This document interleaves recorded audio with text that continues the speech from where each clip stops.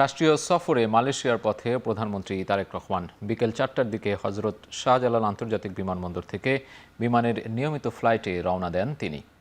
বিমানবন্দরে স্থানীয় সরকার মন্ত্রী ও দলের মহাসচিব মির্জা ফখরুল ইসলাম আলমগীর সহ ঊর্ধ্বতন কর্মকর্তারা প্রধানমন্ত্রীকে বিদায় জানান। রাতে কুয়ালালামপুরে প্রধানমন্ত্রীকে গার্ড অব অনার দেওয়ার কথা রয়েছে। আর কাল সকালে মালয়েশিয়ার প্রধানমন্ত্রীর সঙ্গে বৈঠক করবেন তারেক রহমান। দেশটিতে একদিনের সফর শেষে সেখান থেকেই চীন যাবেন প্রধানমন্ত্রী। এই সফরে দ্বিপক্ষীয় সম্পর্ক, বাণিজ্য ও বিনিয়োগ, শ্রমবাজার, অবকাঠামো উন্নয়ন এবং পারস্পরিক সহযোগিতা জোরদারের বিভিন্ন বিষয়ে গুরুত্ব পাবে।